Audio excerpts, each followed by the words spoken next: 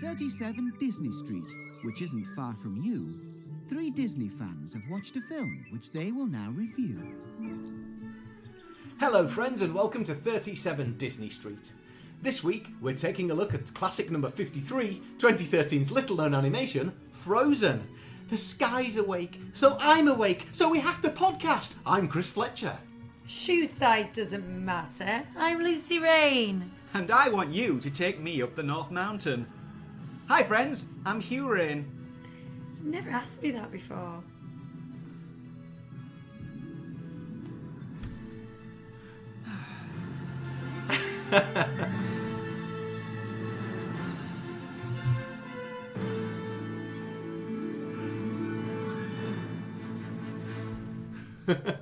We're back in the same room together, guys. Hello. Same theatre. I can reach out and touch you. I'm here. Bit sanitised afterwards and before. Oh yeah, it's been a while, hasn't it? It has. And actually, we're on a proper 2-week schedule here as well. We haven't left it 3 or 4 weeks in between everything like we have done the last few times either. We were tempted to, but Yeah. we didn't. It's been tough. It's been a tough few weeks with holidays and things, and everyone often doing things. And then we have these constant audio problems, as you're aware. You know, we've had to do things to sort those out. And when we're apart, which is different to when we're together. So we've just spent 20 minutes trying to work everything out. But you don't care about that because you've all come here to learn more about Frozen, haven't you? Yeah, I have. Yeah, exactly. So that's what we're going to do today. We're going to talk about Frozen. It's been a long time coming. I feel like this is the big one. Honestly, it feels like we've been working up to this film. I feel like me. this is the present. Yeah, If that makes sense. That's like we're up to now. Now I know that now is actually 8 years ago. Jeez. But it still feels like we're up to now. Yeah, Does that make sense? Yeah, it does entirely. I remember, I probably only saw this maybe 2 years before we started doing this podcast anyway, so it was all very, very, very fresh to me when we started doing it. So, yeah. Yeah. So, do we want to just jump into it? Have you got anything? I think we need to. We'll have a lot to talk about. I am very excited about this one. I'll tell you why, Chris. I really like it when I'm able to give you some history and some background, and there's loads of... Why just Chris and not me? She's done this before. She said, now Chris. I'm like, why just Chris? I don't know. You listen to my voice all the time. Okay. Shall I play a jingle then so you can do this? Yeah, go on. It's time to dig a little deeper to learn some Disney stuff. Dig a little deeper, no, we ain't dug this far enough. Dig down deep into the facts, we'll find out what we need. Listen to schoolers guaranteed. Open up the windows, let in the light, children. I was belting that banger out in the car on the way from my wing Steady of the house on, to your wing of the house Christopher. today. Singing at the top of my lungs. I was just bumping my head from side to side, but it was clicking each time I went to the left, so I was really sort of enjoying clicking my neck then. My belt was squeaking against the chair behind me. Yes, it was. Oh, wow. In time with the music. We're almost like Stomp. Go on. Right. Fact Yeah. So it all starts to get a bit juicy again. And we've spent ages with me going, people had an idea and then they wrote a script and then they made a film. Now there's stuff going on again. So this was released in November of 2013. It feels a lot older than that, to be honest. Not older, just further back. That feels quite recent as 2013. Has November become the time when they release the classics at this point then? Because the last few years they've all been November. I think it has been for longer than a few years. Yeah. I think it's Thanksgiving weekend is like a prime spot, isn't it, to be releasing things. This Thanksgiving weekend. Yeah. So it was based on a screenplay by Jennifer Lee. Now she's going to come up quite importantly in a moment, but just so you know her for context, she co-wrote Wreck-It Ralph. That was her introduction to the Disney Corporation.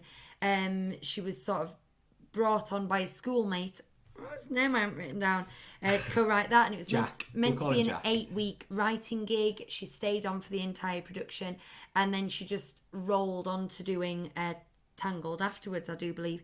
But she is now Chief Creative Officer, so that's quite a meteoric rise, thanks in part to the avalanche-like fall of John Lasseter, which we will get to in a moment.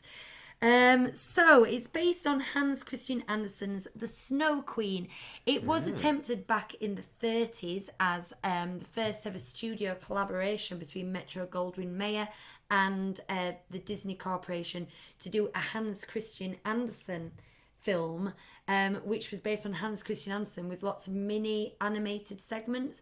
Now, the war then began, and he switched to doing propaganda films, as we know, and then when it came afterwards, it had been taken on entirely by MGM and became the Danny Kaye film. Have you seen that? Hans Christian Andersen. That's that one. Yeah. Little White Bull, that one. Anderson, that's me. But they dropped the Snow Queen segment. Thumbelina, Thumbelina, tiny little thing. There we go. Thumbelina dance, Thumbelina sing. Sorry, carry on. Thumbelina thing. Thumbelina thing. I feel like this is a geek off. Do you have a reply? I to that? haven't seen this film. I just know a few other songs. Okay. My mum was in it. What? In the 30s? Not in the film. Okay. In the musical. In the stage musical. Indeed. So they dropped Snow Queen from that musical though because they couldn't make it work because the hero was a villain. Now, keep that in mind because that's just going to keep on returning.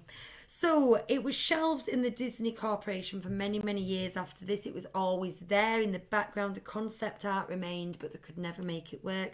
It was seriously readdressed in the 1990s during the Renaissance, following success of things like Aladdin and The Little Mermaid. They were looking for the classic Grimm and Andersen fairy tales. And a lot of work was done on concept art, but again, they struggled with story. Now, this was scrapped entirely when Glenn Keane, who was a very, very prolific animator during the Renaissance. He was very keen. He was removed from the project. We're off. To work on Tangled. And so that was kind of the final. There's nobody, because he was the driving force between making this come to screen. He kept trying to bring it back and say, yes, but look at this, yes, but look at this. And then when he was removed for Tangled, that was kind of like the final nail in the coffin for that iteration. However, Disney history now steps in to give you a few little U-turns in the pipework, because at this point, Eisner, Michael Eisner, you might have heard it. Oh, yeah. Mickey E. Offered it wholesale to John Lasseter to do as a Pixar production. When John Lasseter had first begun the relationship with Disney during the development of Toy Story, he had toured Disney and he'd seen some of this concept art and he'd apparently been blown away. And he'd, throughout the last decade, been... So whatever happened to that Snow Queen concept art? Say, whatever happened to the Snow Queen? So at this point, Eisner offered it to Lasseter, who took it enthusiastically. And then Disney lost the renegotiation of the Pixar contract in 2004. And the cosmic black hole that appeared between the two companies, the Snow Queen, fell into that. For a year or so. Because it had been a gift from Disney to Pixar, basically, and they still had a lot of the rights to it, but it had been given to... So neither company could do anything with it, so it disappeared into this chasm. Then 2 years later, Iger, with his negotiating skills, renegotiates the purchase of Pixar for $7.4 billion. Okay? And John Lasseter became Chief Creative Officer of both Pixar and Walt Disney Animation. So he's in a position of power now. Now, at this point, he decided the way he needed to zhuzh up Walt Disney Animation was to try and stop using people for one film, freelancers, people like that, and get back to those legacy members. So he rehired Chris Buck, who had been very prolific during the Renaissance, but he'd co-directed Tarzan. And he returned from Sony, and he pitched several ideas, and amongst them was the Snow Queen. And Lasseter went, I remember that. That was my baby. Yes.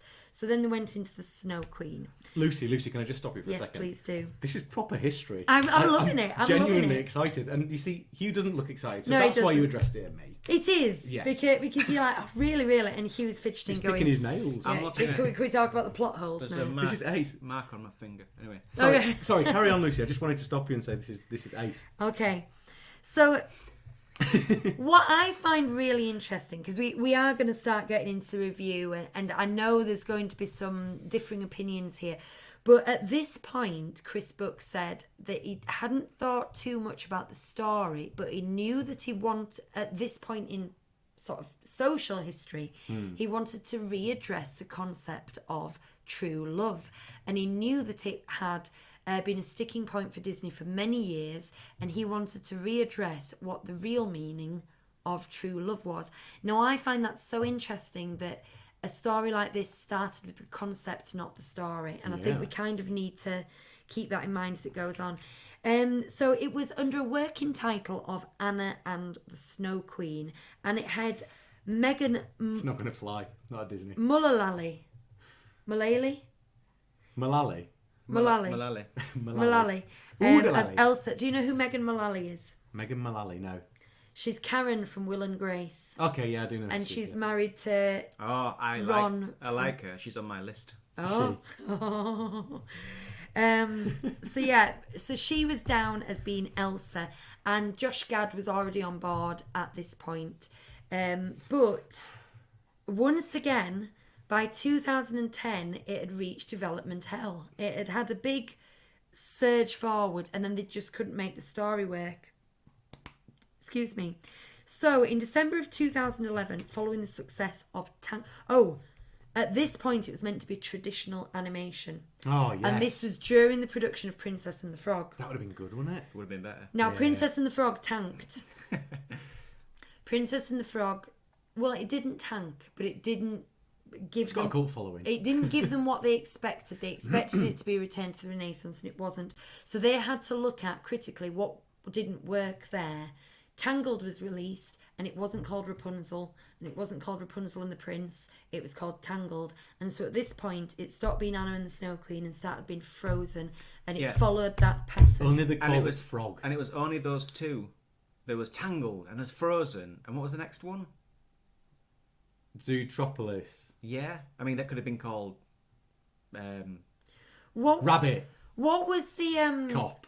and I think it's been shelved now, but for a long time Jack and a Beanstalk was going to be called something, and that was going to be done, and that was called Jack. Giant. Giant. It was just called Giant, Yeah. wasn't it? But I think that's been shelved, because that's been it was that's a gone, decade that's ago gone, I'd heard it's of gone. that. Yeah. So they'd scrapped the traditional animation. It was going to be computer animation with stereoscopic 3D, no less. And it was going to be called Tangled, to follow the one-word thing. And it was also at this point that they announced the release date of autumn 2013. Now, this is December 2011, so it's less than 2 years, and they've just changed the title, and they've changed it from being traditional animation. That'd be right. So they're in a rush. So they hired Lopez and Anderson Lopez. Oh, of Winnie the Pooh fame. Of Winnie the Pooh and Finding Nemo the musical. Yes.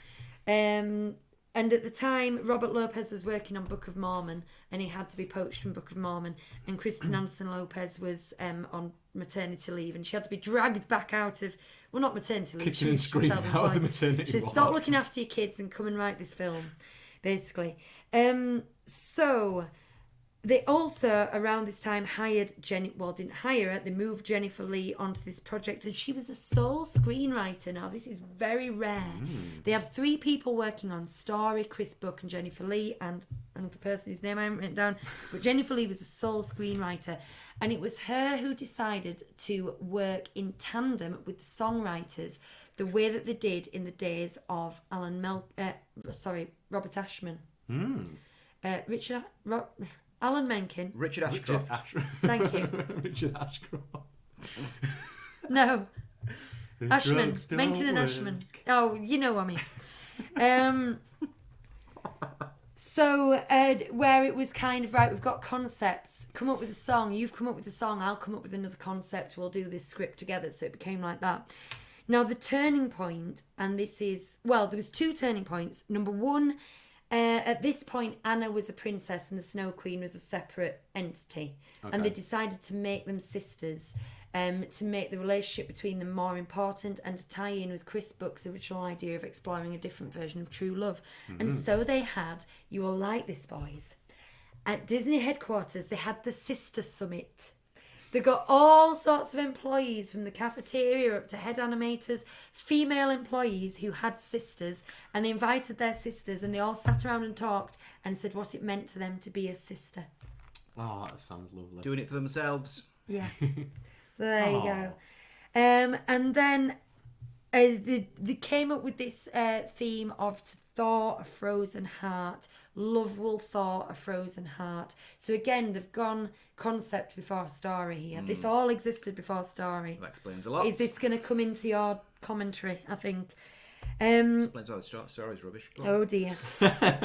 And then the turning point in the I've heard this mentioned a lot. The turning point when they came up with the whole thing kind of fell into place was when they were asked to go and write a song for Elsa having a nervous breakdown basically, and they came up with Let It Go, and they found it so soulful and sympathetic that they completely removed her from the villain role. And that's the first time she'd stepped out of the villain role. Up to now she was still the villain, Anna was the heroine, and it became a more even split between the sisters. So few casting things. We all know the main ones. Kristen Bell and Adina Menzel and Josh. What does John Travolta call her? Adele Kazim. That Chat Disney always talk about. What is it? What does he call it? The Magnificent or something. He's like the Magnificent Adele Kazim. I can't remember the exact words. Adele Kazim. Yeah. I just said it. No, but it's not magnificent. Is it anyway? Incomparable. I don't know. So we've got those and Josh Gad rasping away, of course. But just a couple of extra people worth mentioning. Alan Tudyk is the Duke of Weaseltown or Wesselton. He's the new Welker, I think. He's the voice actor, isn't he? Yeah. So he's done a lot of creatures. Candy. Yeah, he does a lot of that kind of thing. I'm Turbo. And we're following his career. And we always go through his list. It's K2SO. Mm-hmm. Did you know that wasn't me? The odds of us surviving, was it? What does it say? What, now that she's got a gun? Oh, I can't remember what it says. But then he goes, yes. It's high. It's very high. He's the best thing in that film, and I actually like that film. I like that film. It's good. I think we should watch that again. Different story. Kieran Hines. I had to mention Kieran Hines because he's in a lot of the period dramas that I love, and he was Grandpappy Troll. Ah, okay. He's an old Shakespearean lavvy. Old Grandpappy. He's awesome. Yes, Grandpappy. Hugh's told me this before, and I know this is going to come up. The bulk of the animation was done in less than 12 months to an ever-evolving script. Ah. And there were lots of reanimated sequences when they kept changing the end of a song and so on. But they developed new technology, as they often do, for the replication of snow, the different layers of snow, how snow moves and falls, and the powders and various things. So I think there's something like 20 different layers of snow that will go into an avalanche, and they had to replicate how they all moved. Christoph Beck scored the film, and that's all she wrote. There we are. You guys talk so I can drink. All right. Well, before we throw it to the kids and see what they thought of it, what do we want to talk about? Expectations going into this, I've seen this film so many times that it was like, by this point, it's like, oh, we're going to watch this today, have we? Yeah, it was a bit of a chore for me as well. However, I've seen it enough now. There was enough of it that I haven't seen recently that it was fairly new to me, because the kids went through a phase of watching it, but generally I dipped in and out, so I'm not sure if I've watched it fully for a couple of years now. I as you all know, I'm a dance teacher and I work with young girls, and I was aware of this at the time of release as just this god-awful thing that all the kids were singing at the top of the voice. Every single person had a powder blue t-shirt on with this, and I didn't see it immediately for some reason. I am a big Disney fan, but I wasn't going to the cinema to watch Disney films at the time because we were at the pub a lot around then. Yeah, we didn't have children at the time. And this sort of blonde girl with this sassy look on her face and blue eyeshadow, and I instantly hated it without seeing it, and I think I avoided seeing it. I actively avoided seeing it because I didn't like the culture that came with it. Now, when I eventually saw it, I did like it and appreciated it, but I still hated seeing it in every single shop window and seeing it attached to little plastic jewellery and all the stuff. Then we had a daughter, and at the age of 2, somebody bought her this, and it was the first film she... It's the first film she sat and watched. Now, granted, she only watched the first 20 minutes before she got, antsy and, wandered around. But I even took a photograph of her sat on your knee watching it because it's the first time she sat for 20 minutes and just looked at the screen. So, yeah. And then all of a sudden, I start to love it in a totally different way because my daughter loves it, and my daughter loves it apart from the plastic jewellery and the awful lunchboxes. She just likes it. She just liked it because she was that young. She used to act out the opening scene over and over again, and she'd tell me to be Anna, and then she'd say she was Anna and I was Elsa, and then you'd have to be Grandpappy Troll. Yeah. And we used to do it like every single day for weeks. She loved it. Oh yeah, you see, I didn't go through any of that, but the year it was released, in fact, when it was released, Lucas would have been 6 months old, so we had a baby and that was our focus. Then we moved house to our little 2 up, 2 down, and the first I became aware of Frozen, the whole thing had passed me by, was probably early 2015 when a video went viral, hot parents sing Disney in car. Yeah. Right? Yeah. And I really liked the song. I thought, what a great song.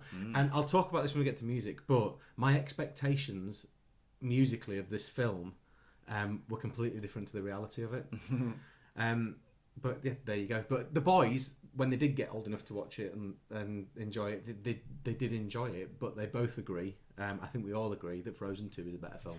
Bonnie agrees that now. In fact, Bonnie watched Frozen 2 on loop for ages, and I was so much happier about that, and I never got bored of it being on the television. Yeah. So I went into this, again, we'll go to the kids in a second, but I went into this thinking, how are you going to show me that this is better than Frozen 2? So I was looking for the reasons I think Frozen 2 is better, which probably explains a lot of the train of thought that I have. Should we see what the kids have to say about it? Yeah.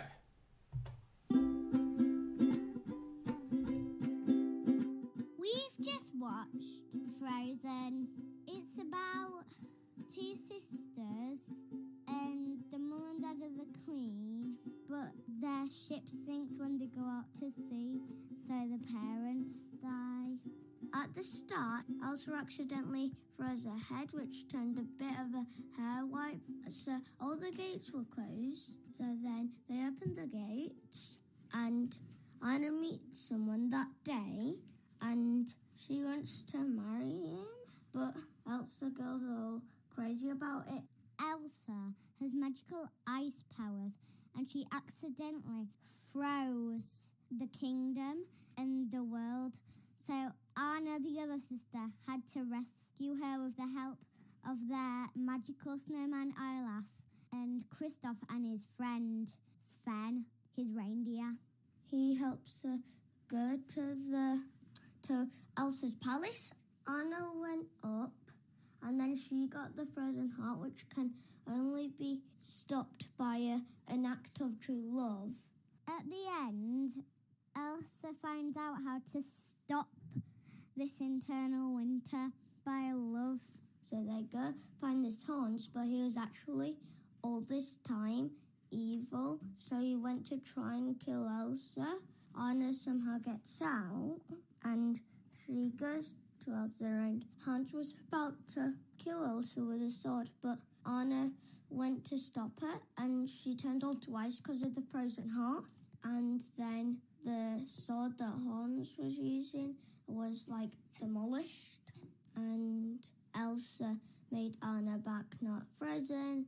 So So then everything went back to summer. The end. My favourite bit is when Rapunzel turns up with Flynn at the coronation.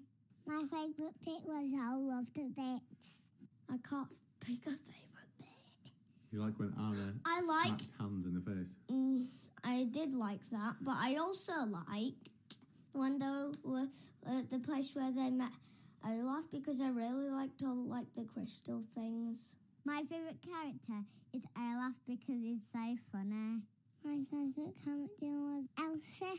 My favourite character was Anna. I think my favourite song is Let It Go. Let it go, let it go. Can't hold me back anymore. My favourite song was It's Summer. My favourite song was It's Summer and For the First Time in Forever. I will give it a 5 out of 5. I just really like it. I give the score 100 out of 100. I would give it a 5 out of 5. Bye. Before you started recording, what did you say? 100 out of 100. You didn't. You said it was rubbish. It was all rubbish, didn't you? Yeah. So say that. No, it was all good.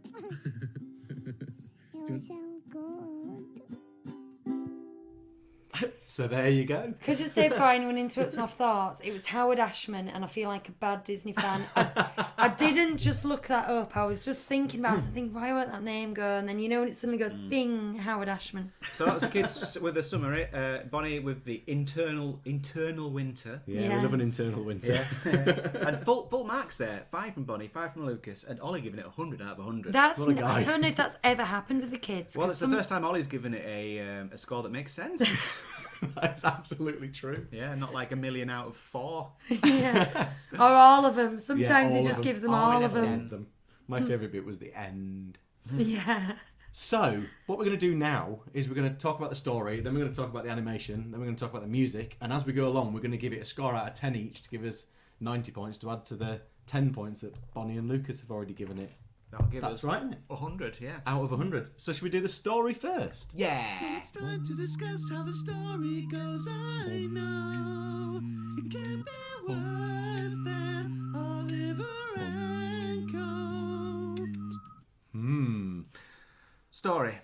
I'm going to say, today I'm going to mostly be talking about things I dislike, because there is a To lot make of the it. change. There's a lot of it, and actually I realised today the things that I do like are kind of not worth mentioning in comparison. So it's like, you know, you can have balance. Like, I hate this, but I do like this. It's like the bits I do like are kind of pathetic compared to the things I dislike about it. And because we've had Tangled recently, I can't help but weigh them up. And it's like, you know, is it Tangled? I keep saying, is it Tangled though? Is it Tangled? No, it's not. No. The thing is, right, what you've said in the history about how it's been pulled together, I think it just shows. It really shows. I think this is the start of me having a lot to criticise when it comes to narrative and pacing, because it's starting to feel more than ever that there are just too many rewrites and cooks spoiling broths, and like from now on, films, all like the pacing just seems wrong. And I'm like, this doesn't seem like it's just been written by someone. It just seems like someone's gone, oh, we need this bit, or we need this bit, and they're just putting together pieces and they're not hanging together correctly. Yeah. I also think, I mean, it's bad. We've had many a film where they've had a rushed write and many a film where they've had a rushed animation. But I think when you really see it is when they start animating and they're still writing. Because what you get is, for money purposes, they have to stick with certain scenes and shots. But then they've changed their mind, so they have to make something they've already done fit a different idea. And you can tell that.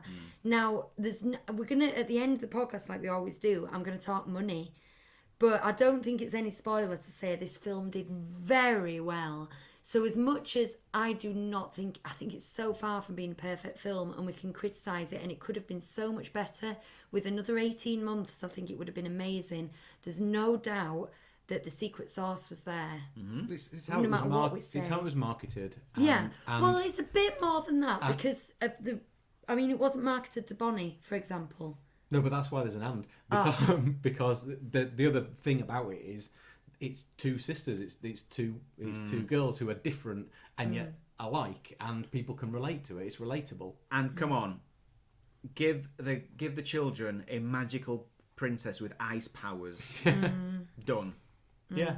They can imagine themselves having the magic And powers. a little bit of teenage angst Yeah, as well. it's not just that. Anna, as an opposite to that, is incredibly quirky, a little bit different, and it's okay to be that Finally. way. And I think that's part of it. Do you know what? Yeah, because now it's like I forgot about that, because now like I'm so tired and bored of these.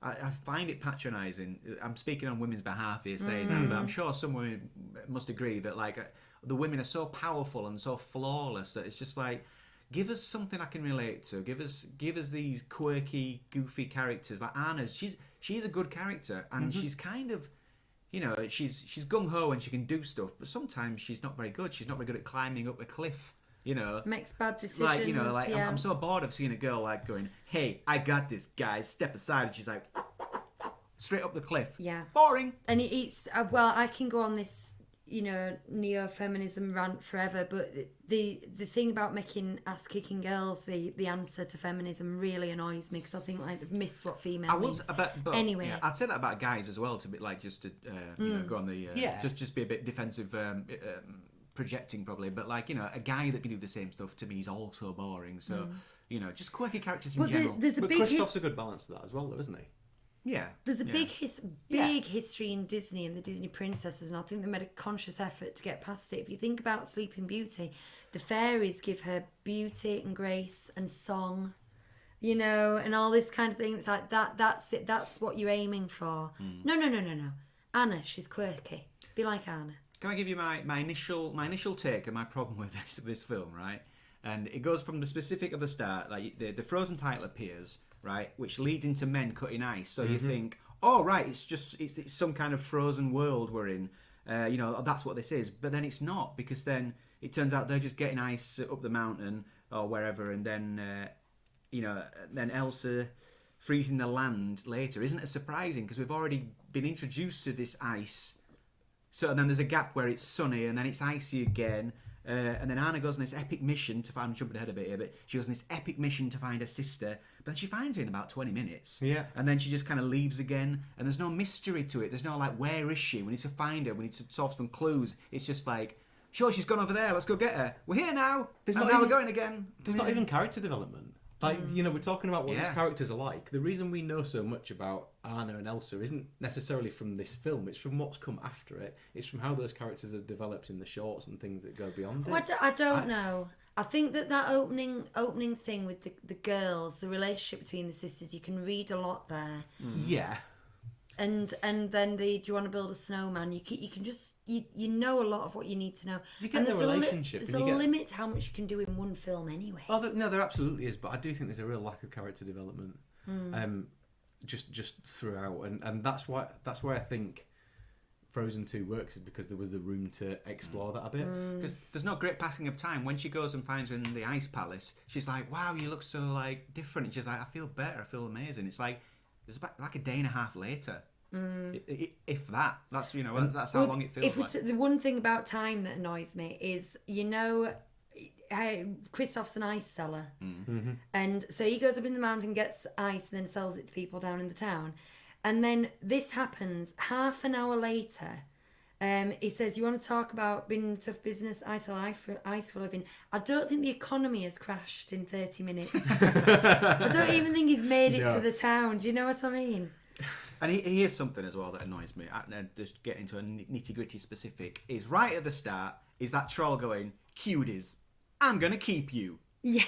Really? Why? That explains that then. You mean that bit that they all know but they don't realise it's the same Yeah, person? they don't that recognise bit? each other. Yeah. Come on, I'm going to take you to my rock friends, because I've seen this done before. Yeah, the ginger princess no girl with the point. white flash in the hair. Yeah. Never referred There's to. lots of bits like that. I think you can feel. We've all seen the workshopping rooms at Disney with the post-its on the board.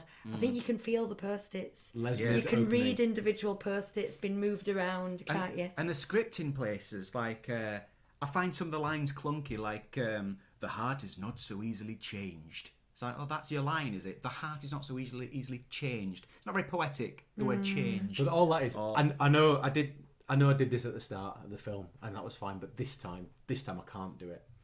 So yes, you've come to do the same thing, but I Yeah, can't do it. I can't do it this time. Sorry, mate. I tell you what happened today was the bit where Anna says to Mum and Dad, "See you in 2 weeks." I went, "No, you won't," and Lucy told me off. You're an awful man. The thing is, every time I watch this, I say that to myself, but today I said it out loud. Like, "No, you won't." Do you know what I think of when that happens? I think of witches. Oh yeah, Witches, yeah. because Yeah. That's That's effectively more what chilling, happens there, yeah. and it is. Or Jumanji, Yeah. James and the Giant Peach. Roald Dahl was he was a one, wasn't he? He wasn't Well, he? let's not get into that. Yeah. What do we think of Olaf? Do you know what? I like the character. We'll come on to what I think about his look in animation, but the character, he's quite fun. Here's the thing, though. The first few times I saw this, I must have looked away. You know, when she's singing "Let It Go" and she builds Olaf again. Or has she built him yet? Yeah, she built him. Yeah, walking up the mountain, she flurries him. She makes him again. She remakes him. I always missed that bit. So when he says when they bump into him in the forest, I was always like, "Where's he come from?" There's a short about that. And I think it's actually that's why I like the short, because it's like that totally fills all that in. But you can very easily miss that. You can look away and then glance back, and it's not really his recreation. Is only like a fleeting moment for me. I don't know. Because I've missed it that many times. I think it can't just be me then, because I miss it every time. No, I've seen it now. I saw it today, and I've seen it the last couple of times I watched it, but I definitely missed it the first few times. In fact, I didn't even make the connection from the start of the That it was film. the same snowman. No, didn't although make the there was connection one at the all. start. Yeah. And also that he didn't have a carrot for a nose, and then he did. Oh yeah, and that bit where he goes, "Look, it was that little baby unicorn." I could not work out what he was saying. Literally, for the first 10 times I saw that, it was doing my head in. And I think I might have watched it with subtitles, or I looked up a script and I was like, "That's what he's saying. So cute. It's like a little baby unicorn." Wasn't clear. There you go. I've just got like a stack of niggles. But I did say at the start, the pacing I don't enjoy. I'm surprised in 2013 that it was as white as it is, because all these characters, and trolls don't count. I'm sorry. No. I'm sorry, because they do that a lot in animated films. yeah. They go, "Well, we do have characters of colour, but they look like this." Yeah. And people say, people could say, "Well, it's of the time. It's it's Scandinavia in the Scandinavia, Yeah. in the what is it, the 18th century, Yeah. something like that." That'll do. And it's like so it's realistic. Well, fair enough if there weren't talking snowmen in it. Yeah. So they readdressed that, which is the 4th time we've mentioned readdressed the word in this podcast today. I've been taking count in Frozen 2. So they actually, and I love the character of Matthias. He's my favourite. Oh, I do. Favourite Frozen character. I just love him. Can I just speak on Disney's behalf a little here, and with the production stuff, because Jennifer Lee, having seen her interviewed and the work that she's now doing as Chief Creative Officer and stuff, I've got a lot of respect for her, and a lot more respect from last week when we did Wreck-It Ralph, or the week before, than I'd had for that movie before. And when was she brought on? She was brought on in March 2012 with a release date of November 2013, and said, "Deal with this." And they hadn't even, Elsa was still a villain. Now, given that, I think she had, and everyone she was working with, they had the right idea and they were on to something, and they were doing really well. They just it wasn't refined. And I don't think they did a bad job. I don't think that this has got any original sins. I've talked about other films having original sins that I just can't get over because the story's so bad. I think there's something here. But I feel like this is where they should start and go, there's something here you can work with. I don't think it's a bad film. No, It's sketchy. I think that's all it is. It's not sketchy. great. There's a bit. The bit that I noticed today that really stood out to me was, right, we've got up to the castle. We found her. She's told her to go away. So we need now to get her back down, all the way back down to Arundel. So how are we going to do it? Abominable snowman. Let's build a massive abominable snowman to chase him away. But then it was once- just unnecessary action just thrown in there. It was weird. But once that post-it note got put on the board, they had to think, oh, well, Elsa doesn't realise that she can bring things to life yet. She's still learning her own powers. I know. Do you know she can make clothes, though? Let's have her say that thing to Olaf where she goes, oh, did I make you and are you alive? I didn't realise my own power. 30 seconds later, make a giant abominable snowman who can destroy things. And it's kind of like... Every time they made one story decision, they had to change another story decision and explain it, and you can feel it happening. Now, I'm not being totally dismissive of that, because it's got plot holes, but if you don't look too hard, it works. It's like if you blur your eyes at the story, it's a good story. I think that's it. You know I've what seen I mean? this so many times that the niggles are like, you know, they're glaring to me. It's still in its concept stage. That's all what it is. It isn't is. It's still a concept. And I think the thing with Hans has always annoyed me, because yes, I get it. He's the Horns, as Lucas called him. and Horns. it's awful. He admits at the end that he was planning to kill Elsa, but if you actually look at the circumstances running up to that, it's all so accidental that he met her when he met her, and that she agreed, and that this, and he didn't even know Elsa had powers when he apparently started this plan, and then and he was left in charge of the town, and he did a really good job looking after the town and making decisions. And then when they reveal that he's been a baddie, the reveal isn't actually fit. held up by everything it else doesn't fit at all. particularly. He can't say that he came to this wedding with this plan, because he can't have done. Yeah. It just doesn't fit that way. It's all and it fitted perfectly into place. And I remember me saying to you at one point, I feel sorry for Hans, because he was a really good guy up to the point when he said he was going to kill Elsa, and you laughed at me, but he was. You know what I mean? It just somehow, as a villain, he's not villainous. I think the biggest wasted opportunity in this film is the first time I saw it, when Olaf says, some people are worth melting for. I thought, oh, that's going to come back later, and he's going to sacrifice himself, and it's going to be beautiful. He's going to have to, like, do something over some fire, and he's going to say it again. He's going to say, yeah, but remember, some people are worth melting for, and it'd be like, oh my God, that's beautiful. And it doesn't happen. And in the second film, you're like, right now, they can... Well, they've got another chance to... when he and he doesn't have to say it twice in this film, because they've heard it in the first one. This time he can sacrifice himself. But again, he doesn't say it, and you're like, what a waste. You know what I mean? Yeah. He should have done something in fire and said it again, and it would have been beautiful, and everyone would have cried. Yeah. Wasted opportunity. And, like, to me, when I watched that, it seemed so obvious that it was wasted. Wasted opportunity. Does anyone like anything? Anyone like anything? I'll be honest, I like the whole thing now, and it's funny because I hated it so much 8 years ago, but I do like the whole thing. I see every point you're making. It's definitely no Tangled, and I think one of my problems has always been, why is everyone talking about Frozen and no one talking about Tangled? Yeah, why is there a Frozen season at Disneyland Paris but there's not a Tangled? Because to me it's infinitely superior. We've talked about this a lot of times on this show about that superiority. I don't think the holes in it ruin it entirely. I think it's good. No. And I think I'm just enjoying talking about them. Well, yeah. Like, here's one. Go on. Anna doesn't act appropriately when she slips into a frozen stream. She just kind of flinches, and then she goes, "Ooh, cold, cold, cold, cold, cold."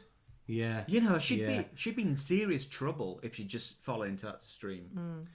My biggest niggles are to do with what happens when there is music, and so I've kind of held back up to now. But really, it's story. Well, Chris, let it go. Right. Well, shall we though? Right, because it isn't about the music. I will talk about my niggles with the music later, but let it go. I don't get that in the story where that comes.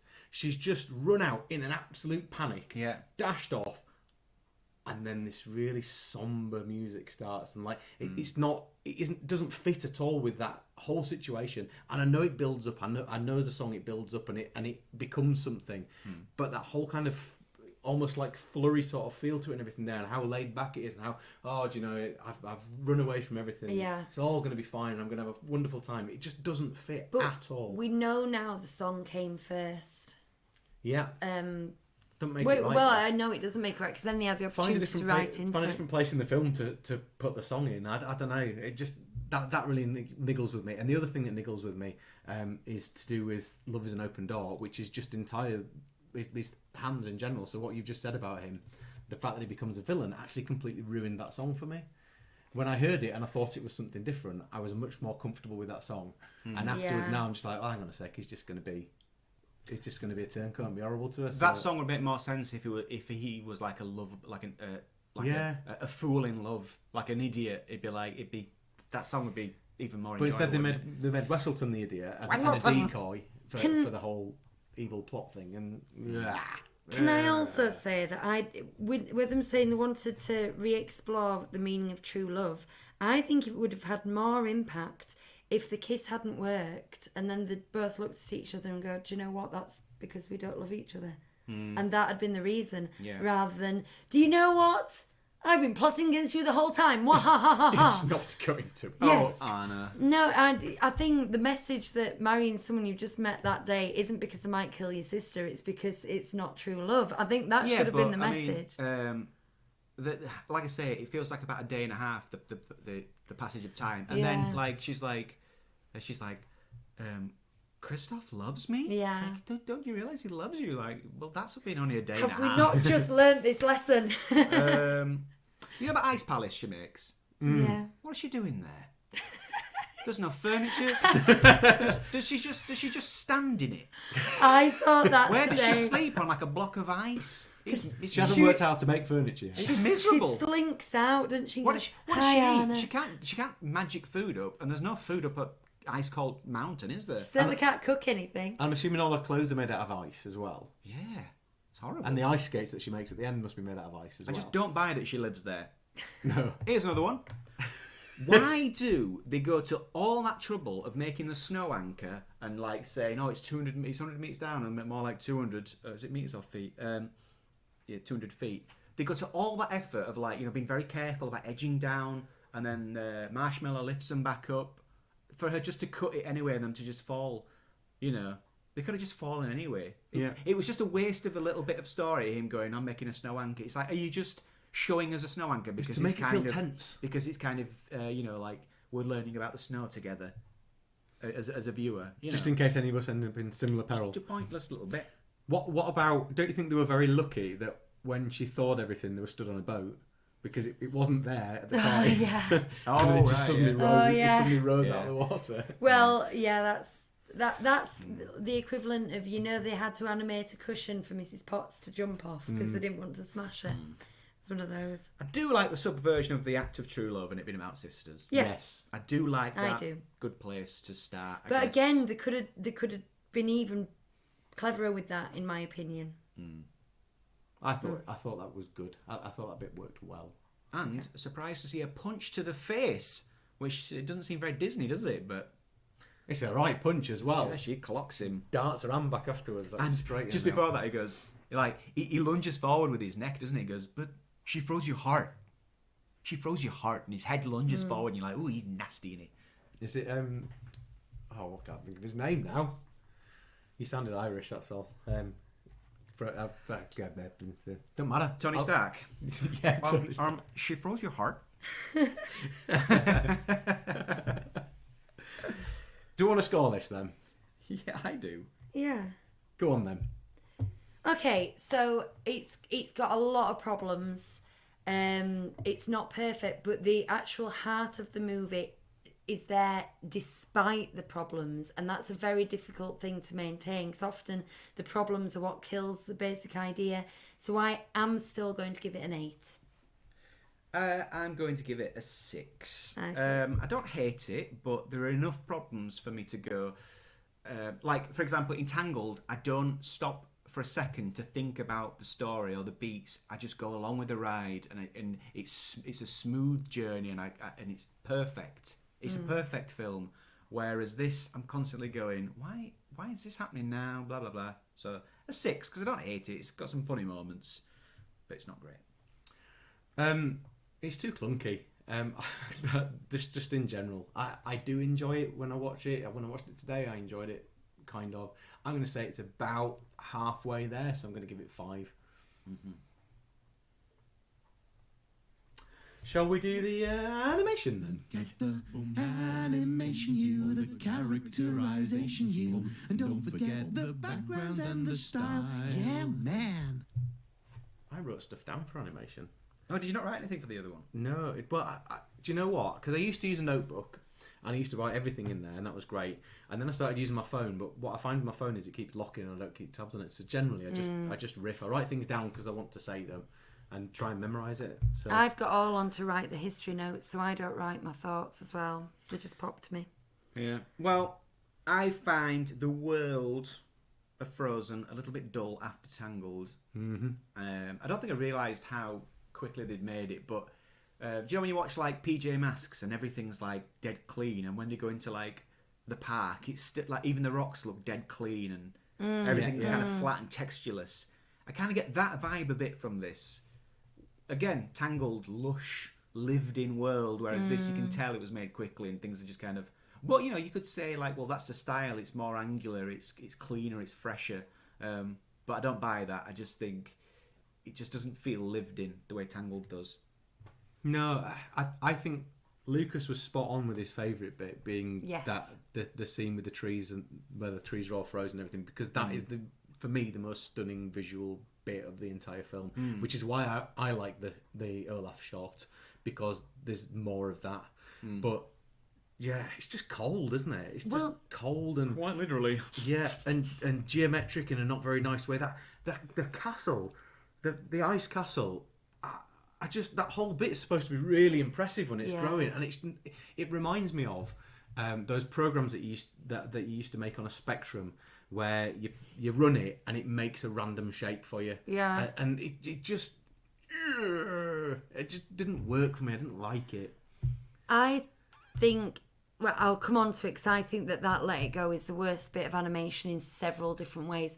But if we're still talking about the world, it's often where you want to be, and I don't really want to be anywhere there, including the castle, funnily enough, because it's really nice to have a traditional Disney castle, a new different design of a Disney castle, and I think that is actually a really nice looking building. But you're right, there's something about the light and the colouring that isn't warm or inviting about it. All the clothes the characters wear are very dull, like at the ball, you know. But the argument that dull. Well, it's meant to be cold, it's called Frozen, and I'm like, I see your point, but Frozen 2 drew me into it. They addressed and it was the same. They readdressed it. It was still Norway. It was the same landscape. It was the same concept. Yes, I know that they had autumn in the favour. They maybe weren't going so much with the ice, but there was more. There was more, and I really wanted to be there.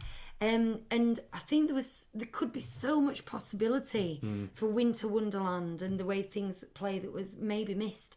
Now, my favourite bit of animation, I appreciate what you're saying story-wise, Hugh, but the opening, I really enjoy the opening. Some nice water bubbles. Some nice bubbles in the water when they come through the ice. Chris's, you know, me and my water. He likes water. Chris's water feature. We should have a segment called Chris's Oh, water. they do know how to do water. Chris's water feature. I think the opening's visually good. I find it very oppressive. It turned me off pretty much immediately, which I think it's good that straight after that you've got the two girls there messing about in bed, because that kind of lifts things a bit, because that whole bit, the number, everything about it. I said it earlier. It reminds me of the beginning of Les Miserables, when yes, I just don't get it. I don't get it. They didn't need that there. The only thing it does is introduce Kristoff and Sven. And like I said, and confusingly, it introduces the idea of ice and snow, but then that makes it less surprising later. You would think it would start with just a summary setting, so you get used to that, and then the ice is like, oh, where's this come from? Yeah, because you need to... It confuses it. It's not entirely clear that during the coronation, etc., it's summer, because they're inside for 80% of it, and then Frozen happens.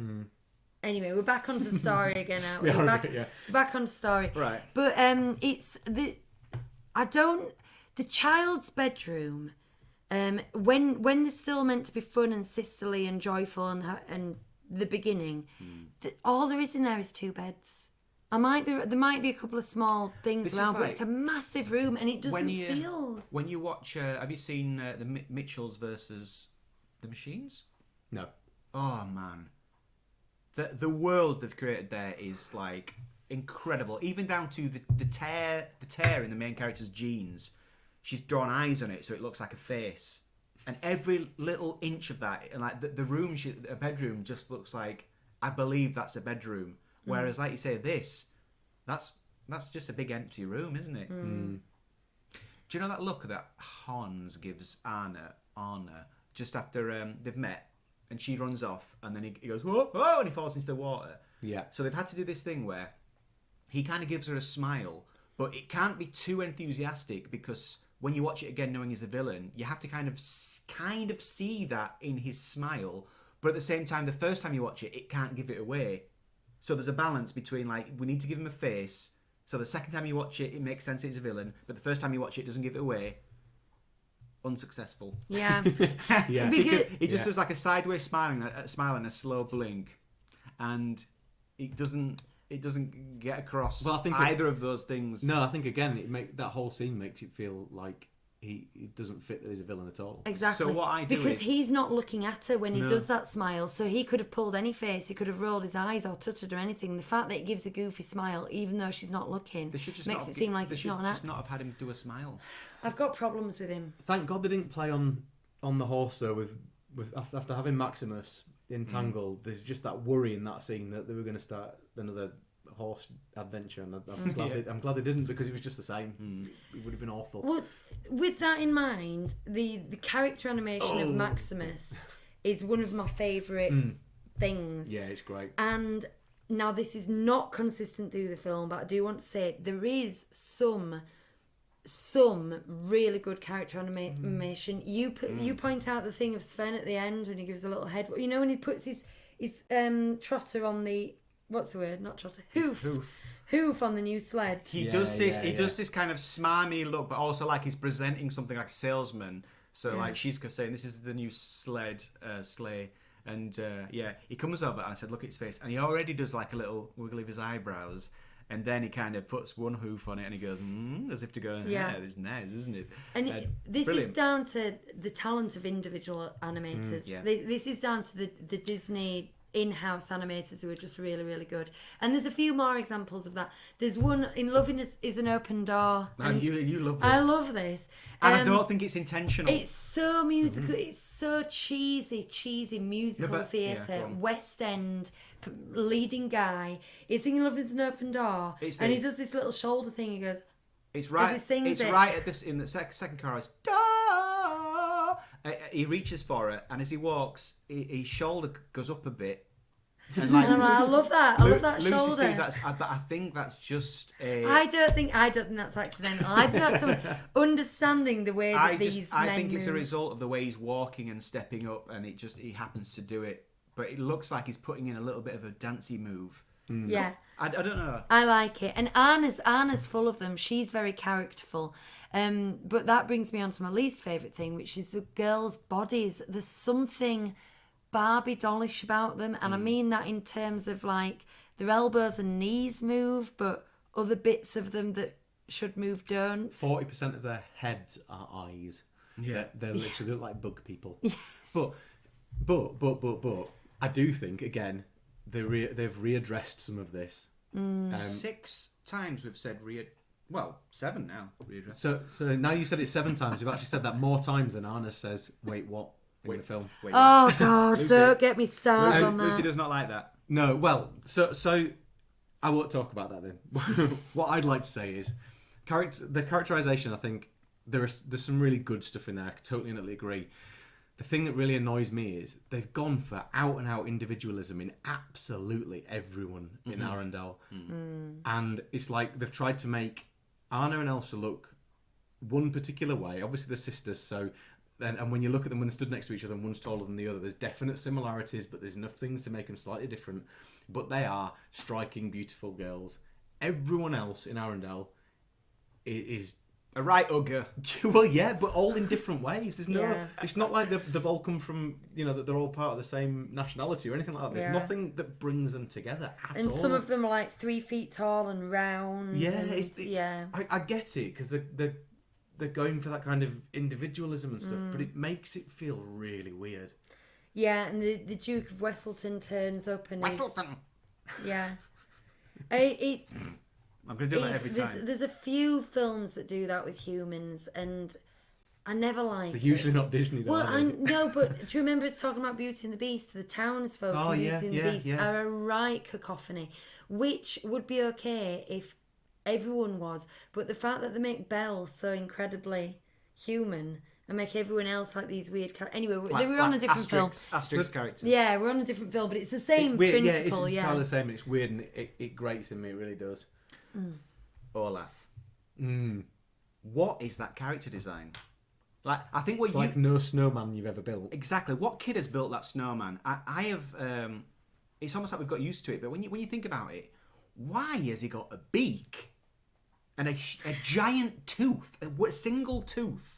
It's like it just doesn't make sense as a snowman. Like when you're designing a snowman, I get that they want to make him cute, but like, where does that design come from? That design to me looks like you've got a coffee table concept art book of Frozen, and you look at the early Olaf sketches, and that's one of them, and you go, could you imagine if he looked like that? But that's the one they went with. The gravity of it doesn't work either, with his middle section being smaller than his head section. You know what I mean? And He's got a beak. Two little leg things. Yeah. He's a duck. He's a duck. Yes. I also do get annoyed by, speaking about background characters, on the way to the coronation, they do this thing that I always talk about with Star Wars prequels. The extras, they're walking towards the coronation. Yeah. And they're just kind of walking along. No one's carrying anything. No one's talking. They're just like, you can tell that they're just mindless CG characters. Yeah. Like in Star Wars, if you look in the background of the prequels, everyone's just walking around on their own with their arms free, not doing anything. It's because none of them have been animated. No. They've been put on a walk cycle. And- They've been designed Yeah. and then pasted onto a walk cycle, so they've animated themselves. And at the coronation after party, if you look in the background, they're all stood in these groups, just looking at each other. It's like amateur dramatics. yeah. Yeah. You don't say anything. The end scene of the pantomime. The villagers. Yeah. That scene as they're walking into the coronation, there's a bit in that when it starts, there's a pan, so the camera kind of goes in and does all this stuff, but it goes underneath this like chain fence, and I have no idea why it does it. So it just brings a bit of it into shot here for no reason whatsoever. It kind of sweeps underneath it, and the whole kind of structure of that scene is just weird from beginning to end. And yes, you're right, there's all that walking going on, but there's these bits of horrible exposition as well. Oh, I wonder what they look like, and blah blah blah. And it's cringy. Oh, my sore Awful. eyes can't wait to see the princess. Is that one of boys though? I bet they're beautiful. Now we have. Westlife. I haven't written this down, but a couple of years ago we kind of had a little thing on Twitter about the bit where the dancing in front of the lighthouse and the silhouetted against the sail. Right? Oh, So we had a bit of an argument with our good friend Susie. She was saying, well, no, it would do that. And you're like, no, if they're stood on the ground, you would be able to see the shadow of the ground also. But when you see them on the sail, they're kind of floating through the air. Now, I don't know if that's, to what extent that's artistic license. And I kind of, we had a bit of fun with it, and we had a debate about it. But to be honest, I do kind of go, I'm not actually that bothered in real life. But when someone goes, no, that is what would happen, then I go, well, no, it isn't. So it's a mistake. Now, I don't know if that's a mistake, an oversight, because they were rushing it. Put there to annoy people. Or if they've just thought, we'll let it slide. It's artistic license. If anyone knows what we're talking about, it's in Love is an Open Door. They're projected against the sail, and there's no ground underneath them, and it doesn't make sense. It's not possible. Yeah. Because light would not pass through the ground, but not their own feet. Yes. I'm glad you brought that up here. It's just indicative of bigger problems where I think they're rushing a bit. Mm-hmm. Nothing like that in Tangled. I feel sorry for the people who love this film. I bet that we've lost them by now. Well, Because Or they're going to go I watch it keep back and bringing they it will back. hate the film. Well, Yeah. because I've tried to watch people reviewing Toy Story 4 and they've absolutely loved it. And after 2 minutes, I'm like, I'm You're out. wrong. Well, they are. They're wrong because it's awful. So I'm like, well, I can't. I'm just going to be angry for that. So I'm sorry to all the people we've lost. Because I don't hate it though. There's just too many things I think the more I listen to all three of us talk, it's after this, and it made so much money. I think the Disney Corporation realised they were sitting on a cash cow, but they all went, "Let's do more with Frozen, but should we do it better next time?" Yeah, yeah. We got away with it. Let's do it better because every single thing from that Frozen Fever to Olaf's Christmas Adventure, Frozen 2, I adore. I just think they did better the second time round, basically. Do you know what? If you look back and you'd never seen Toy Story and you went and watched Toy Story now, having seen some of the other films, yes, and you saw how rough, animation-wise, how rough it looks, and you're not aware of the advances that it was making and how ahead of its time it was at that point in time, you'd look at it and think, okay, I recognise those characters, but that's not what they feel like. That's what this was like watching for me today. Was things have moved on so much up to the point where, well, and beyond where Frozen 2 was made, and you watch this now and it just feels like a rough and ready version of what there is there now, and so my eyes don't like it. Animation wise, my eyes don't like it because I think that Wreck-It Ralph and Tangled, the animation was better. Yeah. And I think these characters we come to know through other things as well are animated so much better in the future shorts. Even just Frozen Fever, which was like a year or so later, and the Olaf Christmas one in particular showed some real advances. Just looking at those visually, the difference is massive, and that's the thing for me. It's not to take anything away from what it was doing at the time. But if it wasn't as good as the two films that came before it, and it isn't as good as the ones that come after it, then it can't be great, can it? It needed another 2 years development and production. It's a work in progress. It's still at concept stage. Let's score it, shall we? Animation. Shall I go first? Yeah. Okay. Yeah. Well, it's like what I've just said. I just think with the advances that have happened, it hasn't aged well, particularly, and I find it a little. Well, just as clunky as the story, so I'm going to stick with a 5, I think. Brutal. Oh, there is one thing I haven't spoken about, I'm going to speak about now. The fashion designer, whoever she is, I presume it's a she, might be he, who works in this film, the costumes are beautiful across the board. So I'm giving an extra point for that. But it is perfectly serviceable at a time and a production company of which you expect groundbreaking. So I don't think perfectly serviceable is enough, so it gets a 6, and that's with the costume point added. I also give it a 6.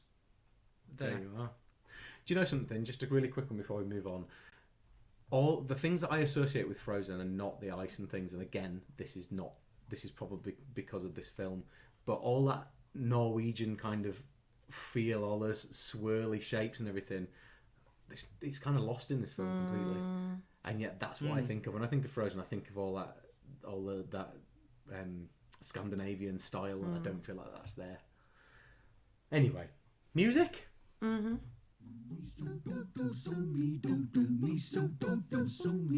We are going to talk about the music hits. Rate the songs and score the incidental bits. I think the music is the thing here. That it's what's lifted this film to the status it's at. Yeah. People love the music in this film. Yeah, I agree. I think it's okay. I think seeing how children at the time, not even just children, like pre-teens and early teens reacted to the song Let It Go at the time. I remember doing a Christmas party, it will have been that year, and using this soundtrack to do musical statues or something. And you were there, they were going nuts. I think you might have been doing the stop-start music from in Batley. In Batley. And the kids were just going absolutely crazy for it, and I think that's another thing that just brought that whole generation into it. And having Frozen sing-along parties, they were huge. Yeah. And that's the first film, well, since doing stuff like Rocky Horror Show and Grease, that was really aimed at a totally different demographic. It's the first film where they really did that and had sing-along parties. It might still be the only one. Can't think of others that they do it for. Sound of Music. Again, it's not aimed at the kiddywinks, and it would just... It did make an absolute fortune just rerunning it at cinemas. 12 months after it was released. Even with they brought it sing-alongs on on. Sky with sing along. They put it Yeah. on Sky with sing along.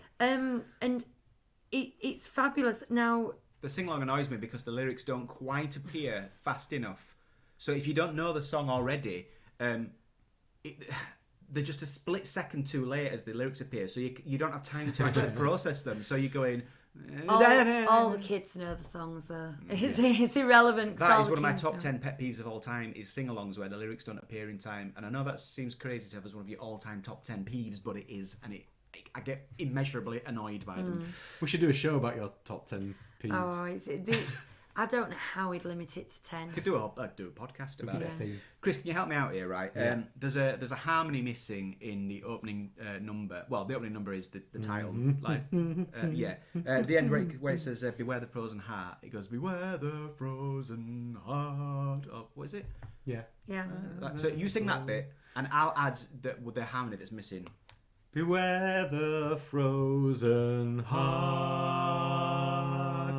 That was beautiful. That harmony's missing, and it bugs me every time. Oh, I'll look out for that next time. It just goes heart. I'm like, where's the heart? Oh, there we go. Interesting. No, I think all the music is strong in this. The in summer gag is it's catchy, it's fabulous, it really fits the character. It's By the Sea from Sweeney Todd. Should we go through them Yeah. in order? Yeah. Because I think we can with this. Yeah. Because after Frozen Heart, there's You Want to Build a Snowman. Mm-hmm. Kids love that. Kids love it, don't they? Yeah, but you've talked about this in the past, but it's one of those songs that comes on a lot, but it's so much exposition and there's so many gaps in the middle of it all and stuff. It's not something that you can sing along to. So Lucas likes it to be played, Laura likes it as well, and it annoys me because I do like it in situ in the film, but it's not one I'd want to listen to. But in situ in the film, you said earlier there's not a lot of character development, and I agree with you. But the character development that there is done in this song. This song is your character development for the whole film, basically, and it does it really, really well. And also, establishing graceful within a song is easy. Establishing quirky and hopeful and energetic and grief and loneliness and everything and all that in a song is really hard, and I think this does it extraordinarily well. Yeah, I think you're right. And aging up, and all the rest. For the first time in forever, is it the Broadway cast recording we've got? Ooh. Because Yeah, we do. I don't know who the actor is on that, but she's singing. Because I pointed out to Lucy, and she says I don't really find that, but to me she's going for the first time in forever. Yeah. And it's all I hear now. And when I hear this version, where she doesn't do that, she says forever. All I can hear is forever. Oh, It's a dear. very strange accent, whatever she's got. It's a very strange soundtrack, is the Broadway one. It's obviously the same soundtrack, but with very subtle changes that make you go, oh, what was that? You know, and they add an extra couple of bars in somewhere, another verse in, you're like, oh. I was going to say there are additional songs and things because it Yes, feels there like are, they need yeah. to be. Oh, yeah, there are. And there are additional reprises Yeah. and various things. Yeah. Love is an Open Door. Boom. Now, boom, boom, I do think that one boom, boom. is a 100% bona fide barnstormer, one of the greatest Disney songs of all time. I Top, agree. Yes. top 5. Yes. I love it. Was it in your top 5? It was, yeah. It was, yeah. It might have even been like 2. But it was in his top 5 Maybe with 3. the caveat. But I don't like the film. But this song, I Yeah. remember him doing it. Yeah, it's great. It is great. I And agree. the actor, I forgot his name now, but he's also Greg in Crazy Ex-Girlfriend. God, what's I his just name? looked him up because I couldn't remember what his name was either. He's got an interesting name. Santino Fontana. Santino oh Fontana. my word, that's a right name. Yeah, he's great in Crazy Ex-Girlfriend, and then he goes away and his character comes back, but he doesn't, because I think he was doing Tootsie or something by then. And he's really good. Great film. He's good, a great singer. As is The massively wasted Jonathan Groff. Jonathan Groff, yeah. Wasted in Yeah. this film. They readdressed that as well. They did. They're like you because I imagine that they hired a Broadway star because they were doing a musical, and then couldn't think of a song for him. Cut his song. Yeah, cut his song. It was there as a post-it note and it got moved. So he got one. We missed one though, which was Let It Go. Oh yeah. Right. I've always thought this about this song, and I know we've been like dragging on this film today, but overwrought and screechy. She's shouting. It's not Defying Gravity, is it? No, but it was definitely trying to be Defying Gravity. Oh, I mean, like every big song in every Disney film for the last years. It's a good performance, and to hit those notes is quite the feat. But when I hear it, I just want to, I'm like, ooh, it's all a bit much, is this? The orchestration isn't good for that song. That's my thing about it. Is I was trying to think, what is it about the music in Frozen that I think that I like the music in Frozen 2 better, and it's down to the orchestration. It's down to the way in which those songs are structured. It's not about what they're singing, what the melody is, and what it's about everything, the whole piece. And what Into the Unknown does incredibly well is build up all this all these strings with this French horn and the brass section. It's just beautiful. You can take the vocals out of that in the way that song builds up. I was listening to it as I parked up outside your side of our house today.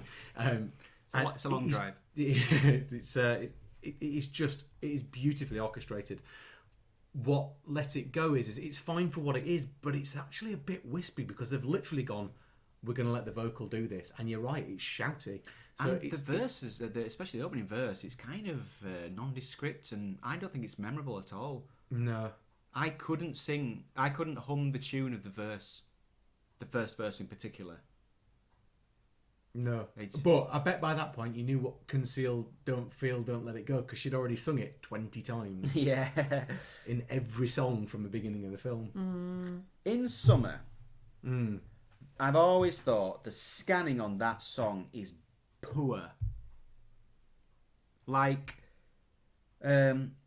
bees will buzz, kids will blow dandelion fuzz. It's all a bit like cluttered and like tripping over itself. And this one, and I'll be doing whatever snow does in summer. And you know that? It's like, and I'll be doing whatever snow does. And it's a clunky line. It's clunkily put together. And then later on... I've never thought about it, to be honest. This one, there's a break in the word solid where it goes, and find out what happens to solid water when it gets warm. It should go... No, hang on. Let's just do it again. It should go... But it goes, solid water when, honestly, Maybe I'm just so familiar with the song. I've never. I'm not. I've written the odd ditty in my time, but I'm not a songwriter. But I would look at that and I'd go, oh, that bit needs different words there, so I don't have to go solid. I think if Lin-Manuel Miranda had written that, you would think it was genius. Ooh. No, because when we get to Moana, I don't. Make way, make way. I'm going to do that every time. Moana. Make way. And again, like, just imagine how much cooler I'll be. And so... Do you know what I mean, though? I just don't... So...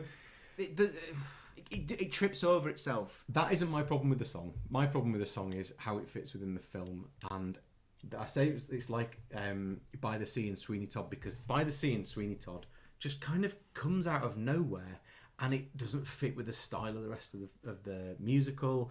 It's a nice little quirky kind of nothing throwaway song that's something to lift people up a bit at that point in time in the thing. And that feels like exactly the same thing to me. It's all getting a bit heavy. It's all getting a bit wrought. Let's bring in the light relief and we'll give them a number. And they do exactly the same thing in Frozen 2 as well. But you know, funnily enough, we're talking about the Broadway version. There is a good song when they're driving along in the sleigh, and he says, you got engaged to a man that you just met that day. They've got a song there, which I suspect might have been meant to be in the film, because, like we say, they wasted Jonathan Groff, didn't they? But it's What Do You Know About Love? Oh yeah, What Do You Know About Love? Yeah, it's good. It's a good song. Yeah, actually. It's a good song. But I suspect that once they lost that, they thought we can't just go straight into all the angst. We have to lighten this up a bit. I forgot about that song. Fixer Upper. This is a bit of a fixer upper. Why is a song in the show? That was right at the time where every musical had a gospel number. And when I hear this, I go, oh, it's that type of song in that second act of the film. And I just go, okay, it's one of those. We wrote me and our mutual friend Richard Brooke, we wrote a musical called Evil the Musical, and it started really strong. It was only 40 minutes long. It started really strong, but we didn't know how to end it. And there was a lull where we were like, we need a song in here and we don't know what to do with it or how to sort this out. And we ended up just kind of fitting something in, and that's what that's like to me. It's like, we've had a chunk of time, it's a musical, we need a number in here, we've got to put something in, and it needs to be upbeat because we're not really going to have time for any more numbers after this. Let's do this. And that's what it felt like to me. It is catchy though. It is catchy, yes. I like it as a song, I just don't like it in this film. But your clunky lyrics, that's clunky. Flex arrangement. I like that. By the way, you don't see no ring. I get your thing. There's, you think you can change him, but people don't really change. That's a weird message. I thought like part of the Disney message in a lot of films is that you can change. You are allowed to change. But you know, I noticed today she went, because people don't really change. I went, yeah, they do. I think they found get me a belter. That said, get me a female vocalist, make sure she's a belter. Now let her rip on this middle eight. Do you know what I mean? And she absolutely, this is my moment, this is my Disney film, I'm going to put every trill in here I can. But it goes, and it goes very like legato at that point, when the rest of the song is not at all. Yeah. It's weird. That's just weird. There's a bit of the score that I really like that I hum a lot, and it's that bit that goes... Do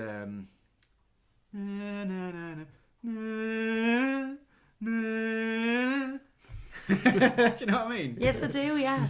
It sounds almost Western. Westleton. So I've not said that for 5 minutes. How are we then? Should we score the music? And I think that's all the songs, and I like the version of Let It Go in the end credits with the guitar. Contentious. No, you're not like that. I don't think I've been first. I think...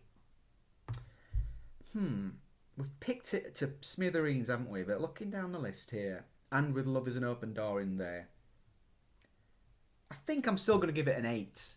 Quite a high score, having picked it apart, because, 8's like, there's room for improvement.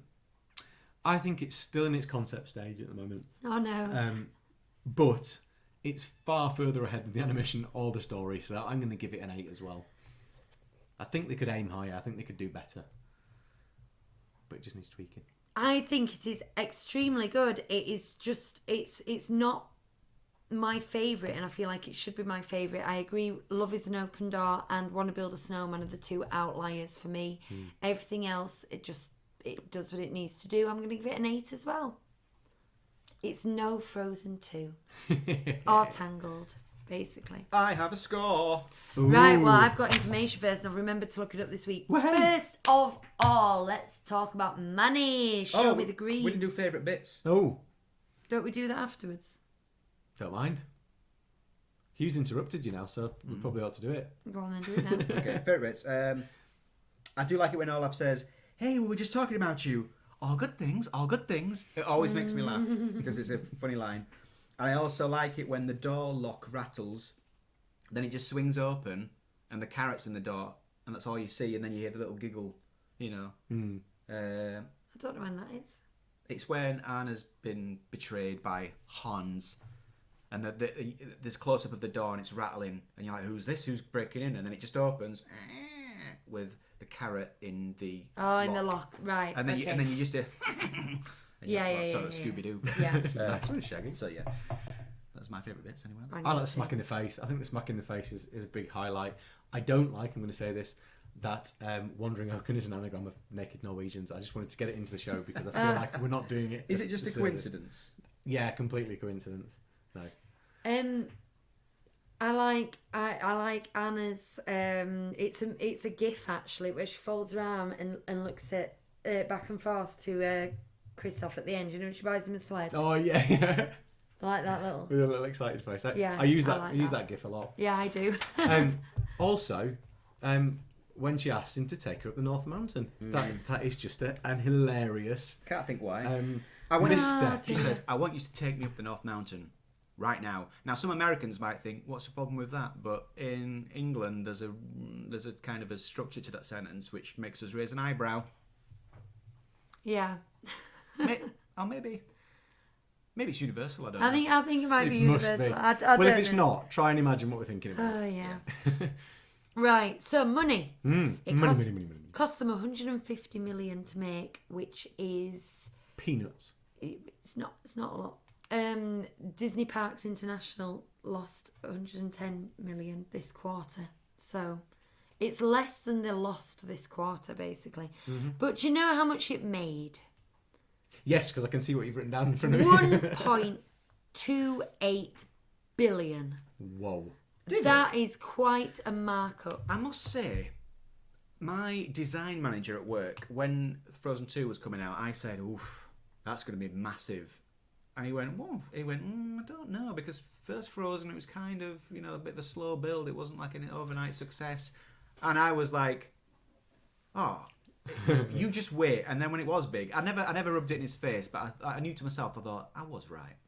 Now, this was on international box office, and it may well have included the reruns the year after with the sing-alongs. I don't know about that, but this is just... I mean, let's not even talk about the money it's made in terms of merchandise and franchising and all the rest of it. This is on initial theatrical run is $1.28 billion. That is... colossal. Quite a large amount of money. It's colossal. So significant. It got taken up for a sequel, didn't it? Now then, IMDb, it's just gone right down where IMDb goes to 7.4, to the point where I think, why do I look this up every week? Yeah, why do we even bother? Occasionally you get an outlier, don't you, that goes down to 6.8 and you go, oh. But Rotten Tomatoes, the critics have said 90%. What? That is high for a kids' animated film on Rotten Tomatoes, where they are quite choosy. And the audience agree, and they've given it 85%. Please. What have we given it? Well, Frozen 2, we scored 91. We loved it. We did. Now, this is level pegging with the 2011 Winnie the Pooh film. Oh. Also, 101 Dalmatians. And also Pete's Dragon. Oh dear. 70. We give it quite a mediocre 70. 70. I do think it's better than those three films, though, to be fair. Have we not done it justice? What are they again? Tell me again. Pete's Dragon, Yeah. Winnie the Pooh 2011, and 101 Dalmatians. No, I think that's fair. I got a craving to watch I 101 think- Dalmatians last weekend. We watched it, didn't we? We've seen Frozen so many times that we know it inside and out, and we can pick it to bits. Mind you, I've seen Tangled just as many times, and I never do. I always enjoy it. So actually, no. I don't think it's over familiarity. I think we've given it what it deserves. And what did we give Tangled? It's just overhyped. Tangled. 98? No. It was very high anyway. Oh dear. Again, wishing I wrote these down In the actual order. in. Wow. Honestly, you should see this page. I think it's a you bit should crazy. tweet this page under 37 Disney Street.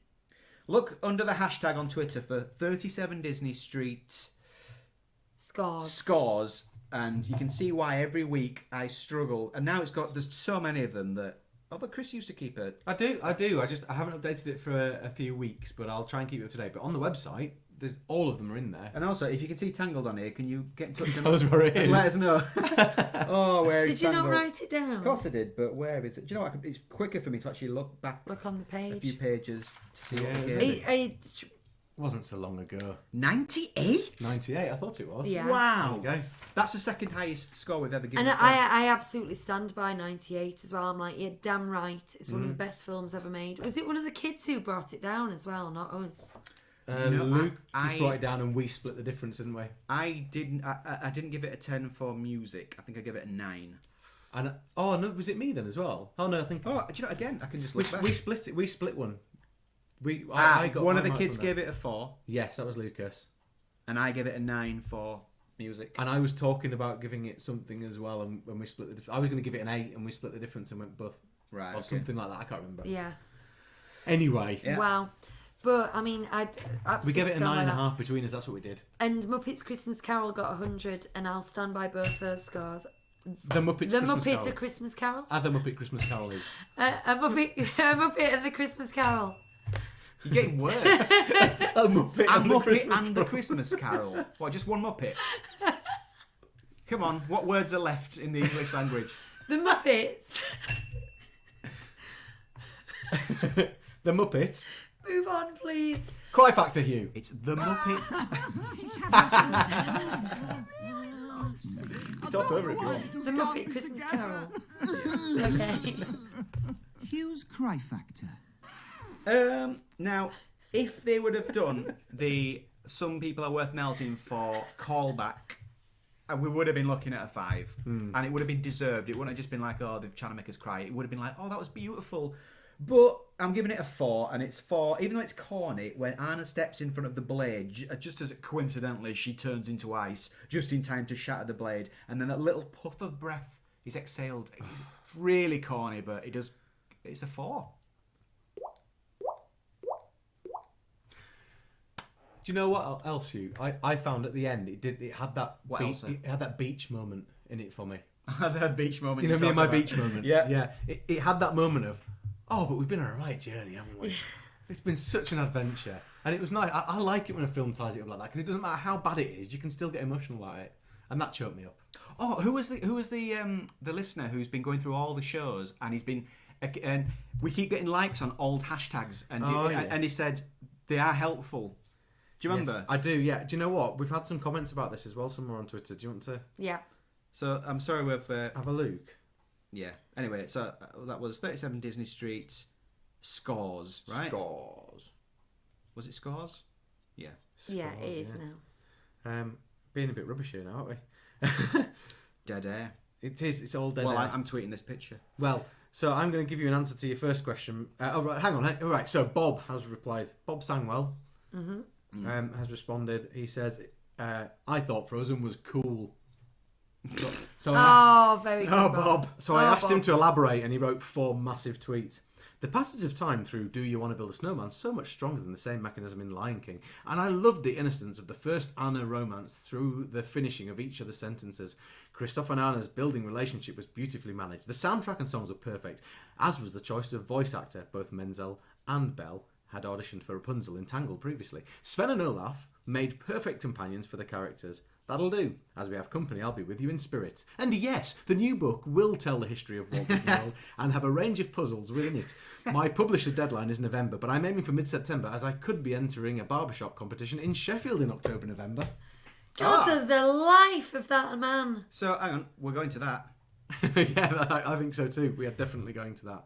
We'll be there. And it's UK Shadowhunters. Hello, UK Shadowhunters. Oh, that's right. Thank you for liking our tweets and making us feel like they were worthwhile. Yeah. Even if it's just for you. Yes. That's good enough for me. Yes. What Bob did there is what I was trying to say earlier with they've got the secret sauce, they just haven't perfected the recipe yet. Yeah. He just listed all the things that are right and good and work about this, and that's why it's gone so well. It was the execution within his parameters. So you're absolutely right, Bob. Even though we've disagreed, even though we've slated it a bit, you were right. You're the yin to our yang, Bob. Yeah. Tell your sister you were right. Do you want to Build a snowman. Build a snowman? Yeah, man. Yeah, man. Quickly, because we've been over an hour and a half, and we knew it would be a long one. Okay, I've got 3 vlogs up from our cruise, and they've been getting lots of thumbs up and good comments. So I'm feeling quite proud of them. So you can look on our YouTube channel for that. We're also going to Disneyland Paris in exactly 2 weeks tomorrow. Hopefully. Yes, hopefully. So we're going to be vlogging that as well. There's going to be lots of stuff up there. I might do a couple of planning/packing videos in the meantime. Hugh has done cruise vlogs over on his channel, Hugh Rain. Just look for Hugh Rain. Mm-hmm. And yeah, if you listen to the podcast and you're not subscribed to us on YouTube, do subscribe Please to do. us, because we put some good stuff up, and we're building up the subscriptions slowly but surely. That's all I've got to say, Chris. Cool. Quick word on Patreon then. We've got a bit of a fundraising thing going on with Patreon at the moment. If you fancy supporting us on Patreon, you can do so. You can go and sign up, and for anything from £3 upwards. It is a subscription, but it doesn't have to be. So once you've signed up, you could give your money and then step out. What that will do is help us to raise £100 so we can buy 2 more of these so that our audio gets a bit better. Listeners, that was a microphone he held up. It was a microphone that I held up. But also, we're going to do a big giveaway. So when we've raised the £100, we've got some great stuff, including who's going to do a custom illustration. Bob at the Yinto Our Yan is going to do some fire dancing or something on coasters. Pyromania. I can't remember what it's called. Wicked fire starter. Pyrography. There you go. Pyrography. And we've got books to give away and all sorts of Disney books and some stuff, cruisy stuff and all that kind of thing. So if you want to support us and help us, then please do.